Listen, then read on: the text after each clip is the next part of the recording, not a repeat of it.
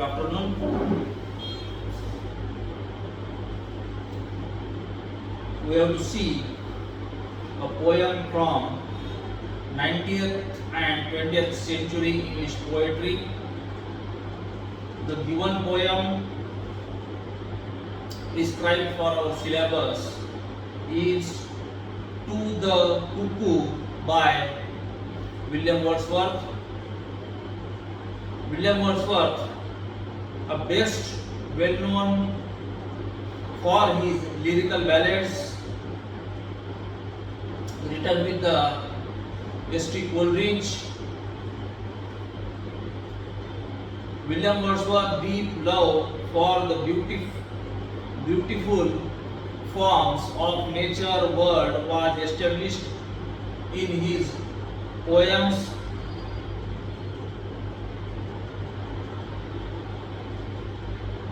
The given poem To the Cuckoo here is about William Wordsworth's love for nature, and that is an ode to the cuckoo bird. The poem describes the significance of the voice of the cuckoo bird in his life. His poem focuses on how the cuckoo bird in spring, a season that welcomes happiness and vitality, enters his life and takes him on a trip down to the memory lane of golden times. The poet's tone is merry and light.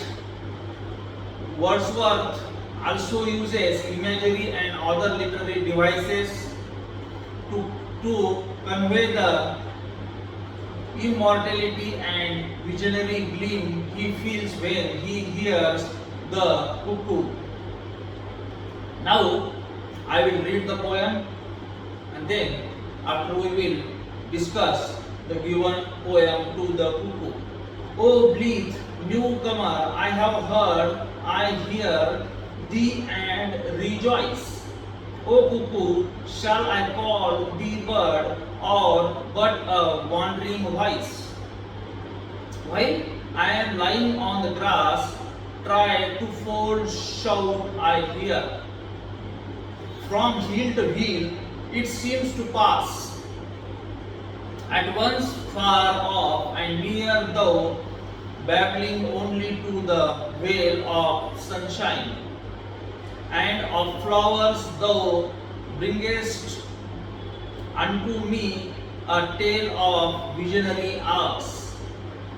Thrice welcome, darling of the spring, even yet thou art to me no bird but an invisible thing, a voice of misery, the same whom in my schoolboy days I listened to that cry, which made me look a thousand ways in brush and tree, bush and tree and sky. To seek thee did I often rove, through woods and on the green, and thou wert still a hope, a love, still longer for, never seen. And I can listen to thee yet, can live upon the plain, and listen till I do beget that golden time again. I bless bird, the earth we pace again appears to be an unsubstantial fairy place that is fit home for thee. This is the poem where the poet speaks about blithe, that is enjoy, joy, rejoice. He speaks about the wandering. He speaks about the babying, means murmuring something. He speaks about the invisible. He speaks about beget, that is born. The poet William Wordsworth, who launched the Romantic Age in the Britain with a theme of nature in his poetry, William Wordsworth to the Cuckoo is a classical example of his style of poetry. Considering tone throughout the poem is directly addressed to the cuckoo bird, the poet's tone throughout the poem is reverential and nostalgic. To the Cuckoo begins in a very conventional manner with a poet welcoming the bird, calling him the blithe newcomer, hence projecting an image of a carefree merry bird who is disconnected from the restraints of the human materialistic life and who reveals in his freedom. The poet is happy on seeing the bird but calls the bird wandering voice, as he has only heard his voice but never seen Cuckoo in person. The poet then begins narrating how he came across the cuckoo's song. While he was lying on the grass, he recognizes the bird by his distinguishable two-fold cry, which echoes across hills and valleys. Submerging the poet in his voice, in the third stanza, the poet confesses how the bird's song about flowers in bringing back memories of the past. Then the poet moves on to clearly state that in actuality he has never seen the bird, but has only heard his state that actually he has never seen the bird, but has only heard his voice. The cuckoo remains a mystery to the poet. Continuing with the nostalgic tone, the poet narrates how in his school days he used to desperately search for the cuckoo in every possible hunt, but it bushes on trees or the sky. The cuckoo's melody enthralled the poet and awakened within him a desire to find the source of his enchantment. The poet used to wander aimlessly in search of the cuckoo because he wanted to see his object of devotion with his own eyes. In his stanza, the poet declares his love for the cuckoo and gives the reader an insight as to what the bird truly means. Here, in addition to this, he still hopes and yearns to see the bird, even though a lot of time has passed since his boyhood. He hasn't given a belief that he will succeed in locating his cuckoo bird. The poet travels back to the present with the seventh stanza and he informs the cuckoo bird that he still listens to the voice while lying down on the grass. Using the cuckoo's voice as a pathol, the poet travels back to the golden days of his childhood.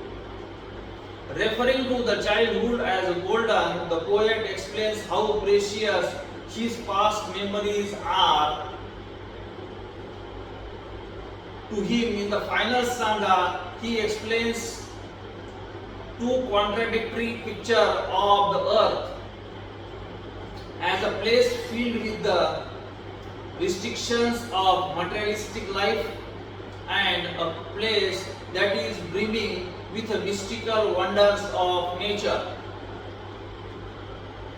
Such a versatile place is fit for the cuckoo's dwelling as wonders of nature.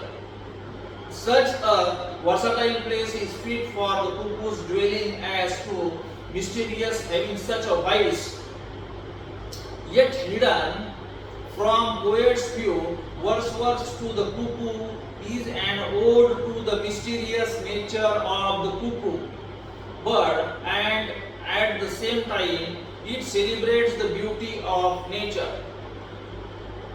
Wordsworth lives up his reputation of being a romantic poet as refers to the days of the childhood as golden and visionary, directly addressed to the cuckoo.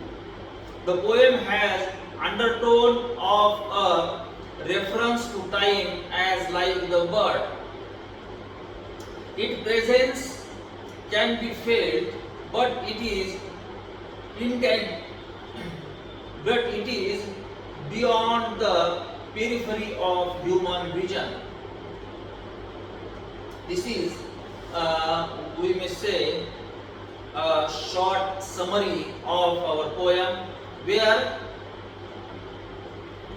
the poet Wordsworth encapsulates the rush of the nostalgia that the cuckoo bird brings into poet's life. The poet expresses his adoration for the bird, and he has never seen but known for his voice. Wordsworth pines to see the bird who transports him back to his days of the boyhood or his school days. And the cuckoo bird has been described as a fourth hole by the poet. The poem is shown to rely not on his sight but on emotions that the cuckoo arouses in him. Being majorly a romantic poet, Wordsworth's poems have recurring themes of nature. To the Cuckoo is a poem of the romantic genre, as it romanticizes the cuckoo bird. Nature is a prevalent theme as the poet talks about flowers and valleys, and the poem is an ode to the cuckoo, an element of nature. The poet is lying on the grass when he hears the cuckoo's cry, which echoes across hills and valleys. This shows the poet's deep attachment to the nature. The another point, that is of the nostalgia, is also dominating theme in the given poem, as the poet talks about how he remembers the cuckoo's voice from his childhood and how it transports the poet to the younger golden days. The citation of the visionary hours implies times that the poet cannot get back. The poet's happiness can be felt throughout the poem by using terms like rejoice, thrice welcome, darling of spring. The cuckoo's arrival fills the poet with ecstasy, as he can revisit his boyhood memories with the cuckoo song as a fourth whole. The poet's hope and yearning are reflected with he expressed how he desperately used to look for the cuckoo in every possible places, and his hope that he will find his love, the cuckoo, someday, one day or the other day. This is the poem to the cuckoo, where we have the poetic device, that is the alliteration is there, that is the words or the alliteration wandering wise, heel to heel, blessed bird, the repetition of the initial consonant sound and alliteration creates rhythm and mood in the poem to capture the reader's interest.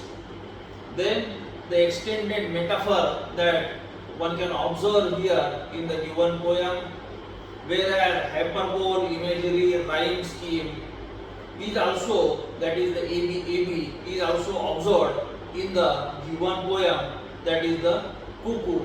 Yes, in this way the poet has described this nature poem to us, that is the cuckoo. With this I conclude. Thank you. Good day.